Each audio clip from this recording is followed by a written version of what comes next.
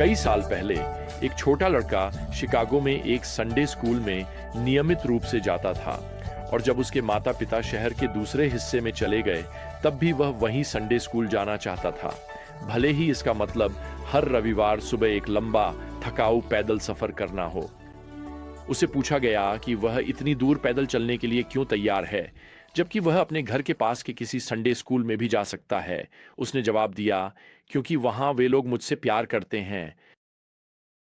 मुझे इसमें कोई संदेह नहीं है कि लोग यीशु की ओर आकर्षित होते थे और यहाँ उनका अनुसरण कर रहे हैं, क्योंकि वे जानते हैं कि वह उनसे प्रेम करते हैं। वह समाज के उपेक्षितों से प्रेम करते हैं, अपने समय के पापियों से प्रेम करते हैं और निश्चित रूप से यह बात घमंडी आत्मधर्मी फरीसियों की निंदा और उपहास को आमंत्रित करती है। और जैसे ही हम यहाँ सुसमाचारों का अपना कालानुक्रमिक अध्ययन जारी रखते हैं, अब हम लूका अध्याय 15 में प्रवेश करने जा रहे हैं और यहाँ हम पद 1 पढ़ेंगे। सभी कर वसूलने वाले और पापी उसके पास आकर उसे सुन रहे थे और फरीसी और शास्त्री कुड़कुड़ाते हुए कहने लगे, यह मनुष्य पापियों को अपने पास आने देता है और उनके साथ खाता है। देखिए, उनकी धार्मिक परंपराओं के अनुसार यदि आप उन लोगों के साथ भोजन करते थे जो धार्मिक रूप से अशुद्ध माने जाते थे, तो आप भी अशुद्ध हो जाते थे। एक फरीसी कभी भी किसी कर वसूलने वाले के पास नहीं जाता। वह धार्मिक बहिष्कृत लोगों के साथ मेल जोल नहीं रखता और निश्चित रूप से उनके साथ भोजन तो बिल्कुल नहीं करता। लेकिन यीशु ऐसे लोगों का स्वागत कर रहे हैं और फरीसी और शास्त्री उन्हें इसके लिए दोषी ठहरा रहे हैं। अब उनकी इस सोच के जवाब में यीशु 3 दृष्टांत सुनाने वाले हैं। याद रखिए, दृष्टांत एक साधारण कहानी होती है जिसमें स्वर्गीय अर्थ छुपा होता है। यहाँ ये तीनों दृष्टांत किसी खोई हुई चीज या व्यक्ति को ढूंढने से संबंधित हैं।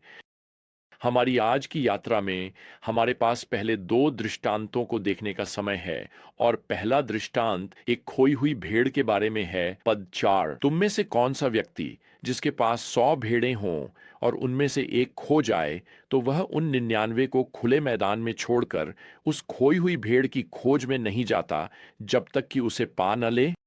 इसका स्पष्ट उत्तर यही है कि देखो, एक अच्छा चरवाहा यही करेगा। कोई भी चरवाहा ये नहीं कहेगा, अरे कुछ मिलती हैं कुछ खो जाती हैं। नहीं, हर रात जब चरवाहे अपनी भेड़ों को इकट्ठा करते थे तो वे उनकी गिनती करते थे। वैसे 100 भेड़ें एक बड़ा झुंड होता है और बाइबल के विद्वान कहते हैं कि इससे यह संकेत मिलता है कि यीशु एक सामुदायिक भेड़ों के झुंड का वर्णन कर रहे हैं। इनकी देखभाल में कई चरवाहे शामिल होते थे और यही वजह है कि उनमें से एक चरवाहा उन 99 भेड़ों को खुले मैदान में छोड़कर खोई हुई भेड़ की तलाश में जा सकता था। ये चरवाहे मेहनती लोग थे। असल में हर रात चरवाहा सिर्फ उनकी गिनती ही नहीं करता था, वह अपनी छड़ी लेता था और जब भेड़ें एक एक करके उसके पास से गुजरती थीं तो वह उनकी ऊन को अलग करता था ताकि देख सके कि कहीं कोई परजीवी या घाव तो नहीं है। देखिए, ऊन आसानी से समस्याओं को छुपा सकती है।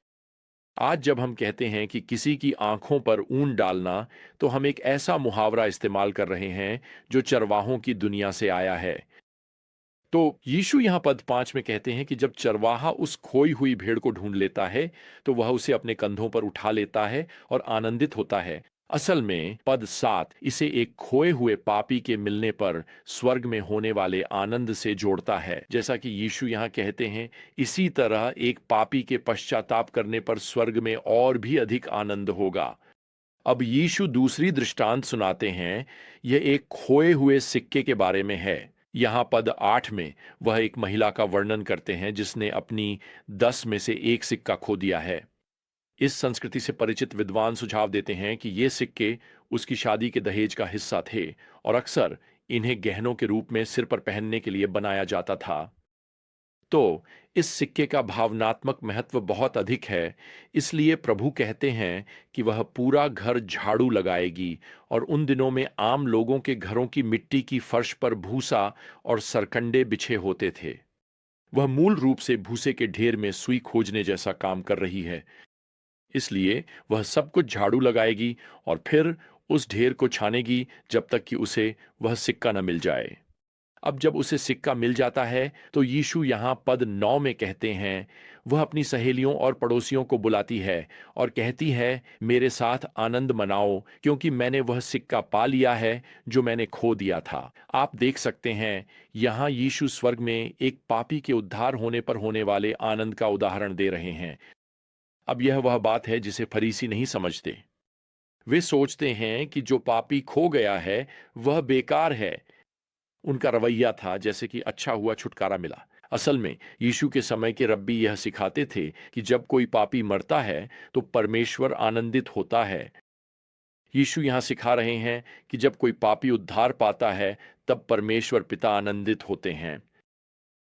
मुझे एक लेखक की उपमा बहुत पसंद है जिसमें उन्होंने लिखा है कि यह परमेश्वर की कृपा है कि वह हमें पृथ्वी की गंदी जगहों में ढूंढने के लिए झुकते हैं, नीचे झुककर धूल और कचरे में से छानते हैं ताकि अपने छुड़ाए हुए खजाने को उस कूड़े से उठा सकें जिसमें वह गिर गया है। शायद आज आपको यह लगता हो कि मसीह के पास आने से पहले आपको खुद को साफ सुथरा करना पड़ेगा। शायद आप सोचते हैं कि आपको अपना जीवन सुधारना होगा, तभी परमेश्वर आपको स्वीकार करेंगे। देखिए, आपने सब कुछ गलत क्रम में समझा है। वह आपको ढूंढता है और वही आपको स्वीकार्य बनाता है। वह आपको पृथ्वी की गंदगी में, पाप के कूड़ेदान में, अपराध बोध की मैल से ढके हुए पाता है। सुनिए, आप उसके पास आने से पहले खुद को साफ नहीं करते।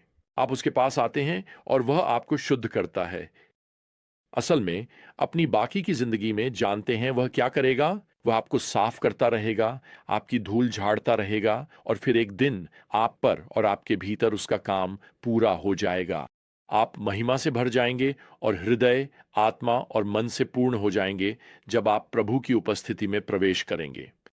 आप अपने चरवाहे को देखेंगे जिसने आपको खोजा, जो आपको खोए हुए लोगों की दुनिया से निकालकर पाए हुए लोगों की दुनिया में ले आया। खोया हुआ लेकिन पाया गया। शायद आप अभी कह रहे हैं, आप जानते हैं मैं उन लोगों में शामिल होना चाहता हूं जिन्हें पाया गया है। तो आप हो सकते हैं, लेकिन सबसे पहले आपको यह स्वीकार करना होगा कि आप खोए हुए हैं। आप पाप में डूबे हुए हैं और आपको एक उद्धारकर्ता की आवश्यकता है। अब इसी के साथ यीशु यहां कुछ बहुत दिलचस्प बात कहते हैं।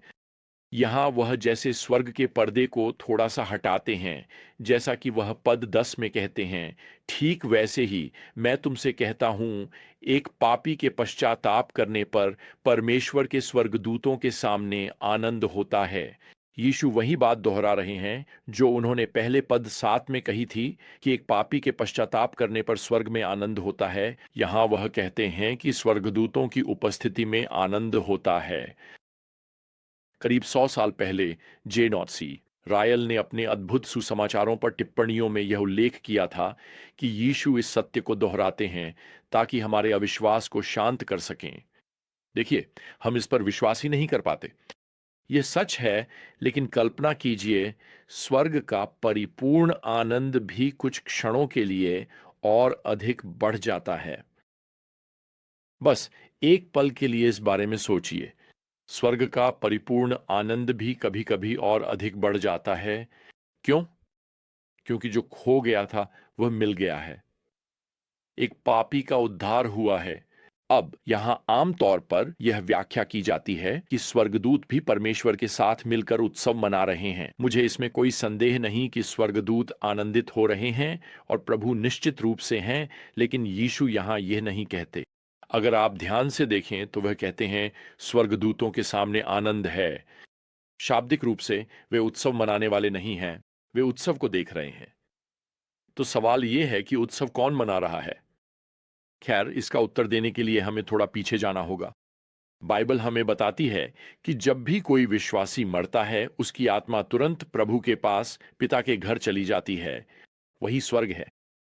तो जो स्वर्गदूतों की उपस्थिति में आनंदित हो रहे हैं, वे निस्संदेह स्वर्ग में वे लोग हैं जो उस व्यक्ति के मित्र परिवार के सदस्य हैं जिसने अभी अभी मसीह में विश्वास किया है, और वे इस आनंदमय उत्सव की शुरुआत करते हैं। मेरा मतलब है, सोचिए कि यीशु स्वर्ग के बारे में जो प्रकट कर रहे हैं उसके क्या मायने हैं। किसी तरह, और हमें नहीं पता कैसे, हमें यह नहीं बताया गया, वे यह जान जाते हैं कि उनका कोई अविश्वासी मित्र या परिवार का सदस्य अभी अभी उद्धार प्राप्त कर चुका है, और स्वर्ग में उनका आनंद तुरंत बढ़ जाता है और वह उत्सव में बदल जाता है। शायद आपने हमेशा यही सोचा होगा कि जब लोग स्वर्ग पहुंचते हैं तो उन्हें पृथ्वी पर होने वाली किसी भी बात की परवाह नहीं रहती। चूंकि वे अब परमेश्वर की उपस्थिति में हैं, आप जानते हैं, तो उन्हें पृथ्वी पर क्या हो रहा है इसकी परवाह क्यों होगी? तो मैं आपको बताना चाहता हूं, स्पष्ट रूप से उन्हें परवाह है। उन्हें पापियों के परिवर्तन की परवाह है, और ये विश्वासी जो मर चुके हैं और स्वर्ग चले गए हैं, वे तब आनंदित होते हैं जब उन्हें पता चलता है कि पृथ्वी पर उनका कोई परिचित, जो उनकी मृत्यु के समय विश्वासी नहीं था, अब उनकी मृत्यु के बाद स्वर्ग में उन्हें पता चलता है कि उनका वह मित्र पृथ्वी पर उद्धार पा गया है। तो एक तरह से आपके पास स्वर्ग में ताजा खबरों का यह विचार है। और जब स्वर्ग में किसी खोए हुए पापी के मिलने की यह ताजा खबर आती है, तो एक उत्सव शुरू हो जाता है। वाह! खैर, आज के लिए हमारे पास बस इतना ही समय है। हमारी अगली विजडम जर्नी तक प्रियजनों, प्रभु यीशु मसीह का अनुग्रह, परमेश्वर का प्रेम और पवित्र आत्मा की संगति आप सभी के साथ बनी रहे। आमीन।